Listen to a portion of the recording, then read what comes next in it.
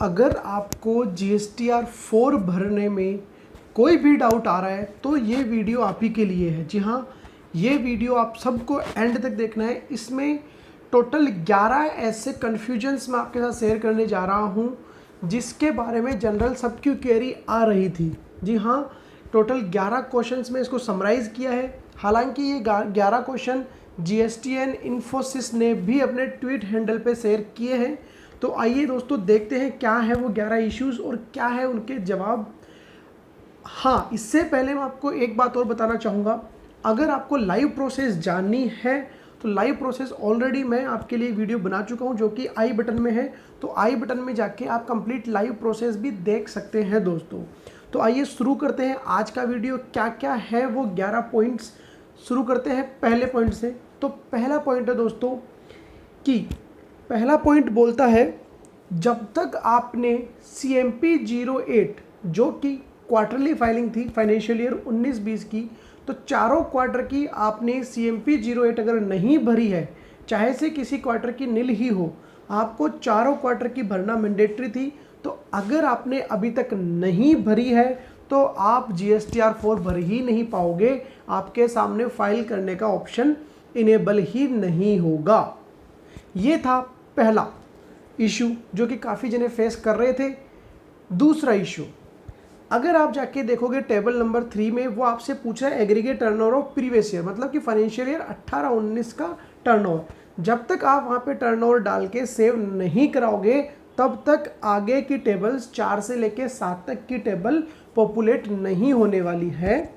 अब आपका डाउट हो सकता है कि हमारा पिछले साल टर्नओवर ही नहीं था, हमने तो काम ही 19-20 में चालू किया था, या 18-19 में भी हमने काम चालू किया था बट वो टर्नओवर नहीं हुआ था। तो सिंपली आपको वहाँ पे 0 डालना है। 0 डाल के उसको सेव करा दीजिए। जैसे आप सेव बटन पे क्लिक करेंगे कुछ ही क्षणों में आपके सामने नीचे आपको टेबल्स भी ओपन हो जाएगी। टेबल नंबर 4 से लेके 7 तक आप ड्रॉप डाउन लिस्ट में देख सकते हैं। तो अब चलते हैं हम टेबल नंबर 4 पे जो कि कवर करेगी हमारे तीसरे क्वेश्चन को। तो टेबल 4 बात करती है इनवर्ड सप्लाई की। टेबल 4 में 4 ब्रेकअप है, 4A, 4B, 4C, 4D। 4A बात करता है कि आपने रजिस्टर्ड सप्लायर से कुछ सप्लाई ली है जो कि RCM में कवर नहीं है, उसकी डिटेल आपको डालनी है। जो भी टैक्स रेट एप्लीकेबल है उस टैक्स रेट वाले कॉलम के सामने आपको टैक्सेबल वैल्यू डालनी है। टैक्स सिस्टम ऑटोमेटिक कैलकुलेट कर लेगा। यहाँ पे डाउट ये था लोगों की क्या हम उस टैक्स को मॉडिफाई भी कर सकते हैं, चेंज भी कर सकते हैं। हालांकि ज़रूरत नहीं पड़नी चाहिए उसको चेंज करने की, बट फिर भी अगर आपको ज़रूरत पड़ रही है तो यस आप एडिट कर सकते हो।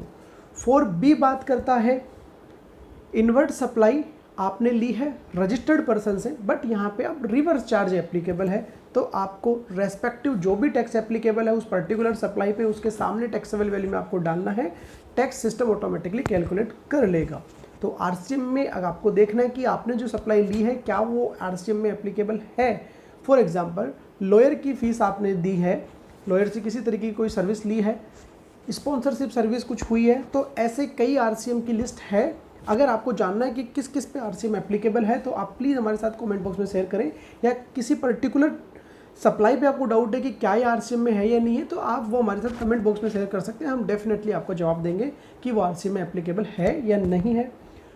टेबल 4C बात करता है अनरजिस्टर्ड सप्लायर से आपने कुछ इनवर्ट सप्लाई ली है तो आपको उसकी डिटेल डालनी है।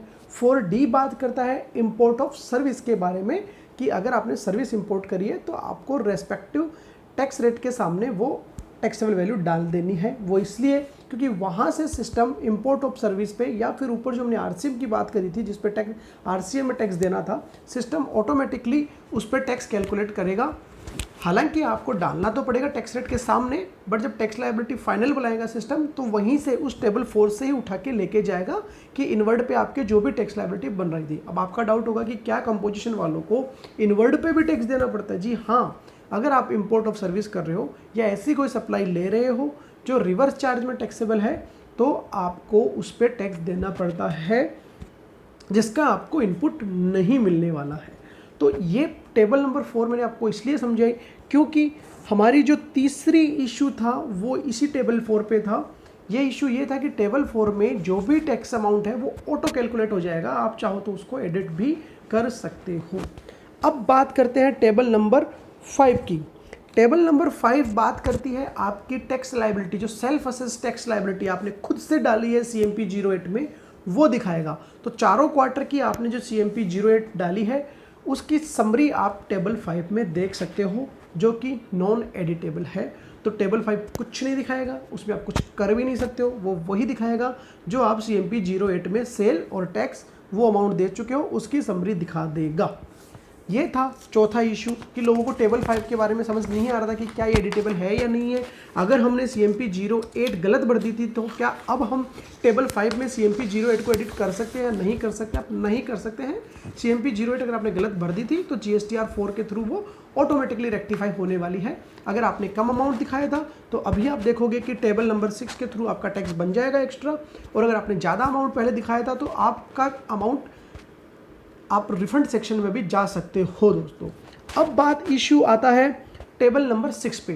Table number 3 aggregate turnover, 4 inward supply, 5 CMP 08 की सेल्फ असेस टैक्स लायबिलिटी, 6 बात करती है आउटवर्ड सप्लाई की। जी हाँ, अभी जो आपका डाउट था कि हमने अगर CMP 08 में सेल कम दिखा दी है या इवन ज़्यादा भी दिखा दी है तो कैसे GSTR 4 में वो ठीक हो सकती है, तो वो ठीक करेगी टेबल नंबर 6 कि रो नंबर 12 से लेके 18 तक आपकी जो भी एक्चुअल सेल है, जिस भी रेट की सेल है, आपको उस रेट के कॉलम के सामने वो टैक्सेबल वैल्यू डाल देनी है दोस्तों।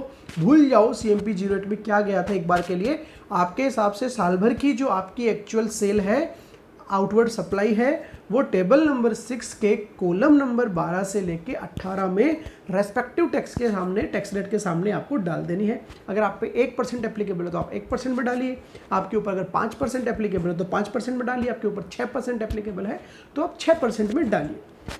दोस्तों ये सारी टेबल आप चाहो तो आई बटन में ऊपर वीडियो है, वहाँ जाके आप सारी टेबल लाइव भी देख सकते हैं। मैं ये जो सारी चीज़ें बोल रहा हूँ ये मैंने लाइव भी आपको ऊपर जो आई बटन में वीडियो है, इवन डिस्क्रिप्शन में भी लिंक है, उस पर भी मैंने आपके साथ शेयर करी है दोस्तों। तो 12 से लेके 18 नंबर रो टेबल 6 में आपको डालनी है आउटवर्ड सप्लाई की डिटेल, जो कि आपको मैनुअली डालनी पड़ेगी दोस्तों। फिर बात करते हैं हम दोस्तों टेबल नंबर 6 के 12 से 18 तो हमने देख लिए। अब 12 से ऊपर वाले 1 से लेके 11 तक तो मैंने आपको बताया ही नहीं। 1 से लेके 11 में डिटेल आएगी। बेसिकली टेबल नंबर जो 6 है वो आपकी एक्चुअल टैक्स लायबिलिटी निकालेगी, चाहे वो आपकी आउटवर्ड सप्लाई से हो या अभी जो थोड़ी देर पहले हमने डिस्कस किया था इनवर्ट सप्लाई से रिलेटेड हो, जिस पे हमें RCM में टैक्स देना था, वो लायबिलिटी ये बनाएगी। अब जब आप टेबल नंबर 4 में इनवर्ड में RCM वाली चीज़ें डाल चुके होंगे या इंपोर्ट ऑफ सर्विस आप डाल चुके होंगे, तो जब आप टेबल 6 में जाओगे तो आपको इनवर्ड वाला रो नंबर 1 से लेके 11 तक आपको फ्रीज दिखेगी। आप उसमें कुछ चेंज ही नहीं कर पाओगे। तो जी हाँ, आप उसको चेंज भी नहीं कर सकते हो। अगर उसमें आपको किसी तरीके का चेंज करना है तो सबसे पहले आपको टेबल नंबर 4A से लेके 4D तक चेंज करना पड़ेगा। अब जब आप टेबल 6 में जाओगे तो आपको एक बार के लिए कुछ भी इंफॉर्मेशन नहीं दिखेगी टेबल नंबर 6 में। वो इन्फॉर्मेशन कब दिखेगी? जब आप प्रोसीड टू फाइल बटन पे क्लिक कर दोगे, नीचे राइट हैंड कॉर्नर पे आपको दिखेगा प्रोसीड टू फाइल बटन, उस पर क्लिक करने के बाद ही आपको वो अमाउंट जो 4A, 4B, 4C, 4D के द्वारा आपने टैक्स लायबिलिटी बनाई है, हालांकि 4A में तो कवर नहीं होगा, बट 4B, 4C, 4D के द्वारा आपने जो टैक्स लायबिलिटी बनाई थी वो प्रोसीड टू फाइल बटन जो कि टेबल नंबर 6 बनने के बाद ऑटोमेटिकली रिफ्लेक्ट हो जाएगा दोस्तों। फिर बात करते हैं हम नेक्स्ट जो हमारा इशू है टेबल नंबर 8। टेबल नंबर 7 बात करती है TDS और TCS के बारे में। अगर किसी ने आपका TDS काटा है, TCS आपसे कलेक्ट किया है, तो टेबल नंबर 6-7 के थ्रू वो रिफ्लेक्ट हो सकता है। टेबल नंबर अब 8 बात करेगी एक्चुअली में आपका जो टैक्स बन रहा है, जितना आपने जमा करा दिया है, अब बैलेंस अमाउंट वो आपसे पेमेंट करवाएगा दोस्तों। लेट फीस और टैक्स सिस्टम खुद कैलकुलेट कर देगा, बट इंटरेस्ट सिस्टम कैलकुलेट नहीं करेगा। जो भी टैक्स आपका इंटरेस्ट आपका बन रहा है आपको मैनुअली कैलकुलेट करके डालना है और क्रिएट चालान के थ्रू आपको चालान बना के उसका पेमेंट कर देना है दोस्तों। ध्यान रखिएगा, लेट फीस और जो टैक्स बचेगा वो सिस्टम खुद कैलकुलेट कर देगा। टैक्स कैसे बन सकता है? टैक्स बन सकता है कि आपने CMP 08 में कम सप्लाई दिखाई थी, बट एक्चुअली में आपकी सप्लाई ज़्यादा थी, जो कि आपने राइट सप्लाई एग्जैक्ट जो आपकी सप्लाई है वो आपने टेबल नंबर 6 में दिखा दी है दोस्तों। अब चलते हैं हम दोस्तों पॉइंट नंबर 9 पे। पॉइंट नंबर 9 अगेन वही चीज़ बोलेगा, कि पॉइंट नंबर 8 में जो टैक्स लायबिलिटी कैलकुलेट हुई है, तो अगर हमारे पास कैश लेजर में बैलेंस है तो सिस्टम यूज़ कर लेगा, अगर नहीं है तो हमें क्रिएट चालान पे जाके चालान बनाना है और हमें फिर टैक्स का पेमेंट कर देना है। अब चलते हैं पॉइंट नंबर 10 में। अगर CMP 08 जब आप भर रहे थे तब आपसे अगर किसी भी तरीके का टैक्स ज़्यादा जमा हो गया है तो अब वो आपके यहाँ पे नेगेटिव लायबिलिटी में आ जाएगा दोस्तों। उस नेगेटिव लायबिलिटी में जो आएगा उसका आप चाहो तो रिफंड भी क्लेम कर सकते हैं। अब बात करते हैं आज के लास्ट पॉइंट की। लास्ट पॉइंट आप जब देखोगे, आप जब रिटर्न भरने जाओगे तो आपको फाइल रिटर्न का ऑप्शन नहीं दिखेगा। वो क्यों नहीं दिखेगा, आपको चेक करना है कि क्यों नहीं। अगर आपको नहीं दिख रहा है तो आपको देखना है कि जो आपकी एडिशनल केस लायबिलिटी बन रही थी, एडिशनल टैक्स लायबिलिटी बन रही थी, क्या आपने चालान बना के चालान के थ्रू वो जमा करवा दी। जब तक आप नहीं जमा कराओगे आपको वो बटन दिखेगा ही नहीं फाइल बटन का। जैसे ही आप जमा करा दोगे फाइल बटन का ऑप्शन आपको दिख जाएगा। आपको डिक्लेरेशन पे क्लिक करना है, ऑथोराइज सिग्नेटरी सेलेक्ट करना है और फाइल बटन पे जाके आप अब अपनी रिटर्न फाइल कर सकते हैं। तो ये 11 पॉइंट थे दोस्तों। अगर किसी में आपको कोई भी कन्फ्यूजन है, काफ़ी लोगों का ये क्वेश्चन आता है कि क्या inward from registered unregistered import of service देना जरूरी है। मेरे हिसाब से देना जरूरी है दोस्तों, क्योंकि कहीं ये नहीं लिखा कि नहीं भी दोगे तो चल जाएगा। फॉर्म्स में डिटेल मांगी जा रही है तो मेरे हिसाब से आपको देनी चाहिए। अब कोई बोलेगा कि अगर हम इससे इनवर्ड की डिटेल हम नहीं देते हैं और कोई टैक्स लायबिलिटी भी नहीं थी हमारी, क्योंकि ना कोई RCM था, हमने सारा का सारा माल रजिस्टर्ड से परचेज किया था, कोई RCM वाली सप्लाई नहीं ली थी, तो क्या होगा, टैक्स तो हमारा बन ही नहीं रहा। ठीक है, टैक्स लायबिलिटी आप पे नहीं आएगी, बट हो सकता है डिपार्टमेंट आप पे पेनल्टी लगा दे गलत रिटर्न फाइल करने की, गलत इन्फॉर्मेशन देने की, क्योंकि कानून में ये लिखा है कि अगर जहां किसी चीज़ की कोई पेनल्टी नहीं बताई है, ये बात GST कानून में लिखी है कि अगर 125 सेक्शन में आप जाके देख सकते हो कि अगर कहीं भी कोई पेनल्टी नहीं लिखी हुई है किसी पर्टिकुलर गलती की, किसी भी गलती की, तो हम आप पे 25 + 25 50,000 रुपये तक का tax penalty, not tax, penalty आप पे लगाई जा सकती है। तो मेरी तो यही एडवाइस है कि आप इनवर्ड सप्लाई चाहे रजिस्टर्ड से हो, अनरजिस्टर्ड से हो, RCM एप्लीकेबल है और या इंपोर्ट ऑफ सर्विस है, टेबल नंबर 4 भी आपको फाइल फिल करनी चाहिए दोस्तों। तभी आपकी रिटर्न एक कंप्लीट रिटर्न होगी, 100% एक्यूरेट रिटर्न होगी। अदरवाइज आपकी रिटर्न 100% एक्यूरेट रिटर्न नहीं मानी जाएगी और मुझे नहीं लगता आप में से कोई इनएक्यूरेट रिटर्न फाइल करना चाहेगा। तो in order to avoid any unnecessary litigation आपको हर एक टेबल में, रेस्पेक्टिव टेबल में जो भी अमाउंट आपके ऊपर एप्लीकेबल आपको फाइल करना चाहिए। आपके दिमाग में ये क्वेश्चन दोबारा मेरे हिसाब से नहीं आना चाहिए कि क्या हमें 4A में भरना है या नहीं भरना है। तो दोस्तों आपको 4A में बिल्कुल भरना चाहिए। तो इसी के साथ मैं ये वीडियो यहाँ पे साइन ऑफ करता हूँ। आई बिलीव ये वीडियो देखने के बाद बहुत कम कन्फ्यूजन रहा होगा आपको CMP 08 और GSTR 4 के बारे में।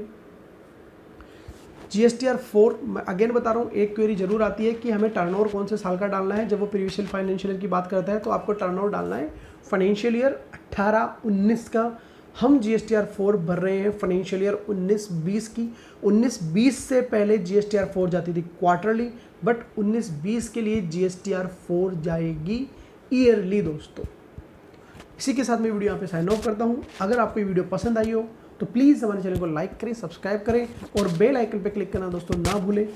बने रहिए इसी तरह आप हमारे चैनल पे। मिलते हैं किसी नए वीडियो में, किसी नई अपडेट, किसी नई जानकारी, किसी नई नोटिफिकेशन के साथ। तब तक के लिए जय हिंद, जय भारत।